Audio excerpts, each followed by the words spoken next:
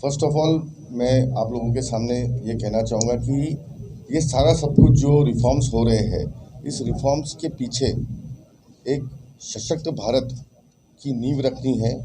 और ये जो ट्रम्प टैरिफ का जो इम्पैक्ट है वो हमारे इंडस्ट्री पे, हमारे कंट्री पे कम से कम हो, इसी की चीज़ को आगे लेके जाते हुए इस इम्पैक्ट को कैसे हम काउंटर करें, इसको हम आगे लेके जा रहे हैं। और हमारे मिनिस्ट्री ने सबने इसमें काफ़ी मंथन करके ये किया है कि जीएसटी में हमको एक रिफॉर्म लाना है। और वी आर रियली ग्रेटफुल कि ये रिफॉर्म जो है हमारे आम आदमी के लिए बहुत बेनिफिट है। इसमें कॉस्टिंग काफ़ी कम होंगी, खपत ज़्यादा होंगी, इंडिया की खपत ज़्यादा होंगी, हमको एक्सपोर्ट के ऊपर डिपेंडेंसी जो है वो कम हो जाएगी। और हम लोग एक्सपोर्ट को कैसे बढ़ाए, इंपोर्ट कैसे कम करें, इसके ऊपर हमारा फोकस बढ़ाने के लिए ये सारी चीज़ें रिफॉर्म्स हो रहे हैं। अभी रही बात स्टील इंडस्ट्री की, तो स्टील इंडस्ट्री का एक पेंडिंग इशू अभी भी जीएसटी में चल रहा है। हम लोग कुछ अमेंडमेंट की बात कर रहे हैं क्योंकि ग्रीन स्टील के लिए हम लोगों को रॉ मटेरियल जो है वो स्क्रैप है। और अगर हम लोग स्क्रैप यूज़ करते हैं तो स्क्रैप जो है वो अनऑर्गेनाइज सेक्टर से आता है। इस अनऑर्गेनाइज सेक्टर पे कंट्रोल हमारा नहीं हो सकता है, तो इसको एक तो ऑर्गेनाइज वे में लाना पड़ेगा। और ऑर्गेनाइज में लाने में जो चैलेंजेस है उसमें जीएसटी में रिफॉर्म्स लाने पड़ेंगे। हमने बार बार ये जीएसटी कमेटी के पास हमारे विषय को हमने रखा है और वी आर होपफुल कि आने वाले जो मीटिंग्स है उसमें जीएसटी रिफॉर्म्स के अंदर टैक्स कटौती की बात नहीं हो रही है। Tax whatever deduction has to be done, it is been taken care for other products, but steel doesn't want any tax deduction. But steel industry urge for a policy में कुछ changes लाने के लिए 16(2)(c)(a) के act के अंदर changes लाने के लिए, जहां पर ये जो रॉ मटेरियल है, जो स्क्रैप है, वो एक ऑर्गेनाइज सेक्टर में आ जाए और उसका जो यूज़ करने के लिए जो जीएसटी के जो हर्डल्स हो रहे हैं वो एलिमिनेट हो।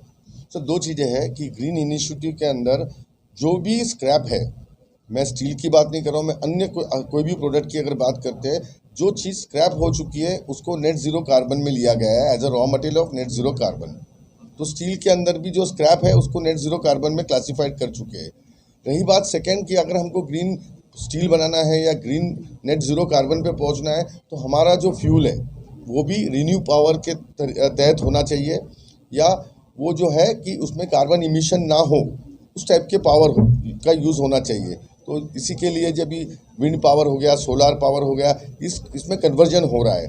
जो normal conventional coal based power plants थे, उस जहाँ से वो पावर आती है कोल बेस्ड कोजन से, उसको हम कन्वर्ट करने जा रहे हैं रिन्यू पावर के तहत।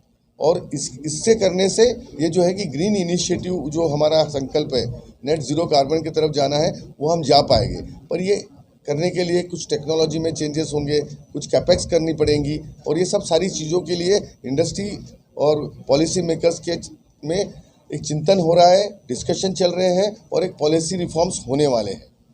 इंडिया में क्या हो रहा था कि अभी तक सिर्फ बड़े स्टील प्लांट्स वालों को, जिसको हम प्राइमरी या मेन प्रोड्यूसर्स कहते हैं, जो 7-8 प्लेयर्स हैं, उन्हीं का ये हो रहा था। इस बार स्टील मिनिस्ट्री ने ये कहा कि भाई आप लोग 47% ऑफ द स्टील बनाते हो पर आपका रिकॉग्नाइजेशन नहीं है, क्यों नहीं आप सब इकट्ठा एक जगह आके अपने पॉलिसीज़ को, आपके इश्यूज़ को, और कैसे आपका प्रोडक्शन बढ़े, कैसे ये 47% से आगे बढ़े ताकि वो इंडिया के स्टील मेकिंग में कंट्रीब्यूट करे, स्टील प्रोडक्शन में कंट्रीब्यूट करे, बढ़ोतरी में कंट्रीब्यूट करे।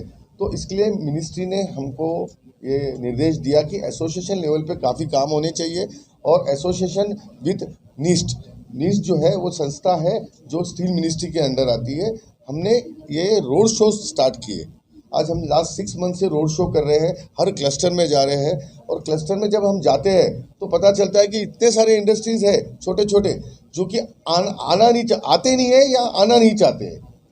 एसोसिएशन के साथ बोलो या मिनिस्ट्री के साथ बोलो, जो अपना अपना काम से काम करते हैं, छोटे से गांव में अपना प्रोडक्शन करते हैं, वहाँ की नीड को फुलफ़िल करते हैं, वहाँ की स्टील की डिमांड को, स्टील को फुलफ़िल करते हैं।